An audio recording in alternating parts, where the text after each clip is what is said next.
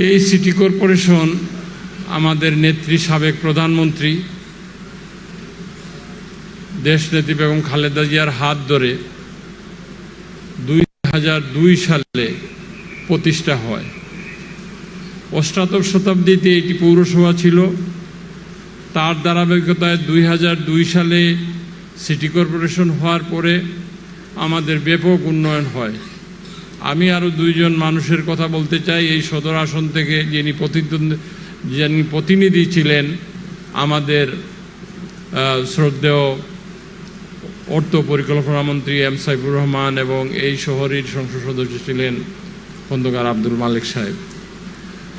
তো সেই 2000 থেকে যাত্রা করে আমরা 17 বছর ফ্যাসিস্টের যাত্রা করলে এই সিলেটে আমরা নির্যাতিত নিপীড়িত হয়েছি, সেটা আজকের প্রধান অতিথি সবই জানেন। আমি দলের একজন কর্মী হিসাবে এদেশের মানুষ যখন বাংলাদেশ জাতীয়তাবাদী দলকে ম্যান্ডেট দিয়েছে এবং আমাদের নেতা দেশের প্রধানমন্ত্রী নির্বাচিত হয়েছেন, হওয়ার সাথে সাথে আমাকে ডেকে নিয়ে এই সিটি কর্পোরেশনের দায়িত্বটা অর্পণ করেছেন। প্রথম দিন ওনার সাথে সাক্ষাতের পরে যে পরামর্শটুকু দিয়েছিলেন যে সিলেট সিটির মানুষের কল্যাণে কাজ করতে, এবং এই সিটিটি পবিত্র নগরী, ট্যুরিস্টরা আসে, প্রবাসীরা আসে, এই নগরী যাতে ক্লিন, পরিষ্কার পরিচ্ছন্ন নগরী হয় এবং গ্রিন নগরী হয়, এই লক্ষ্যে আমাকে কাজ করতে।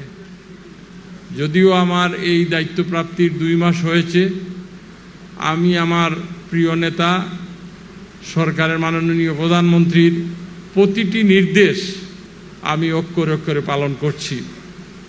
আজকে সিলেট শহরের যে কোনো পাড়া মহল্লায় যদি মাননীয় প্রধানমন্ত্রী সারপ্রাইজ ভিজিটে যান, দেখবেন কোনো আবর্জনা নাই, কোনো অপরিষ্কার অপরিচ্ছন্ন কোনো খাল নালা নাই। এগুলো আমরা চেষ্টা করছি এই সিটি কর্পোরেশনের যারা আমার সহকর্মীরা আছেন তাদেরকে নিয়ে। তারাও এই বিষয়ে খুবই উৎসাহী। পরিচ্ছন্ন কর্মীরা দিন রাত পরিশ্রম করে। তার মধ্যে গত রমজানের ঈদে মাননীয় প্রধানমন্ত্রী পরিচ্ছন্ন কর্মীদেরকে অতিরিক্ত 5,000 টাকা করে ঈদের গিফট দিয়েছেন।